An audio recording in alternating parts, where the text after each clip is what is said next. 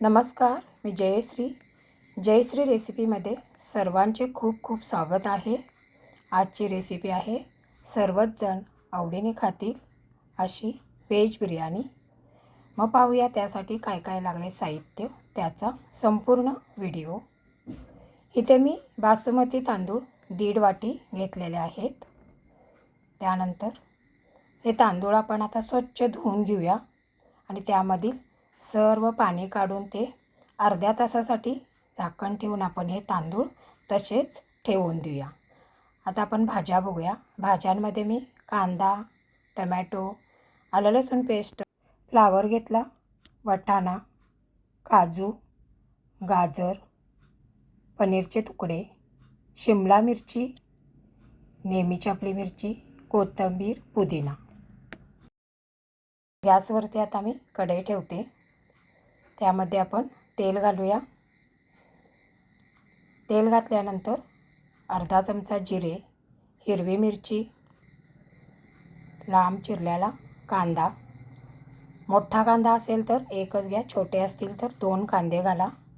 कांदा थोडा तेलावरती परतून झाल्यानंतर याच्यामध्ये एक एक करून सर्व भाज्या घालूया आपण। फ्लावर, शिमला मिरची, गाजर, त्यानंतर थोडंसं परतून घ्या।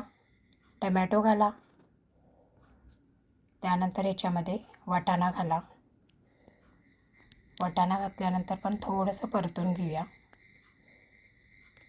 सर्व भाज्या आता घालून झाल्यानंतर याच्यामध्ये आलं लसूण घाला। आलं लसूण घातल्यानंतर थोडंसं तेलामध्ये आलं लसूण हे परतून घेते। त्यानंतर सर्व भाज्या अशा परतून झाल्यानंतर याच्यामध्ये घालूया आपण काजूचे तुकडे घातले तरी चालेल।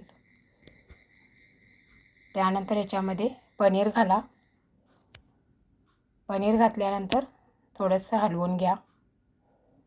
त्यानंतर याच्यामध्ये पुलाव मसाला घाला। श्रीकांत पुलाव मसाला तुमच्याकडे जो आहे तो तुम्ही वापरा। त्यानंतर याच्यामध्ये धना पावडर घाला, लाल तिखट घाला, त्यानंतर याच्यामध्ये पुदिना घाला, कढीपत्ता घाला, कोथिंबीर घाला आणि सर्व मिक्स करून घ्या। सर्व मिक्स झाल्यानंतर ह्याच्यावरती आपण 1-2 मिनिटासाठी झाकण ठेवूया। 2 मिनिटानंतर पहा, भाज्या आपल्या छान अशा वाफ आलेल्या आहे। त्यानंतर ह्याच्यामध्ये आपण आता घालणार आहोत चवीनुसार मीठ पण सर्व भाज्यांमध्ये मिक्स करून घ्या।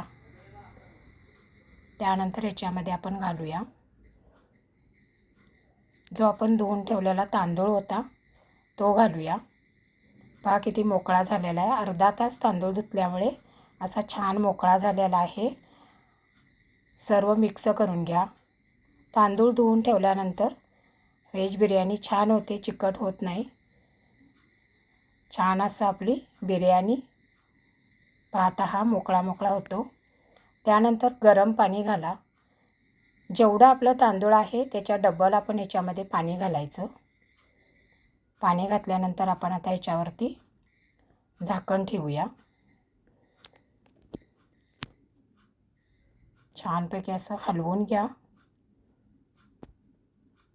आणि ह्याच्यावरती आपण आता झाकण ठेवलेलं आहे। एक 5 मिनिटातच तयार होईल आपली व्हेज बिर्याणी। पहा किती छान झालेली आहे। झटपट व्हेज बिर्याणी सर्वच जण आवडीने खातील अशी माझी आजची रेसिपी व्हेज बिर्याणी। तर आपण आता डिशमध्ये सर्व करूया। तर इथे आता डिशमध्ये मी व्हेज बिर्याणी सर्व केलेला आहे। त्याच्यासोबत मी रायता बनवलेला आहे। मग कशी वाटली माझी ही झटपट व्हेज बिर्याणी रेसिपी? तुम्हाला जर माझी ही रेसिपी आवडली असेल, लाईक करा, तुमच्या फ्रेंड ग्रुपवरती शेअर करा। माझ्या चॅनलवर जर तुम्ही नवीन असाल, सबस्क्राईब केलं नसेल तर लगेचच सबस्क्राईब करा आणि सर्वात महत्त्वाचे खात राहा, आनंदात राहा। आणि संपूर्ण व्हिडिओ पाहिल्याबद्दल धन्यवाद। पुन्हा भेटू अशाच नवीन रेसिपी घेऊन। तोपर्यंत बाय बाय।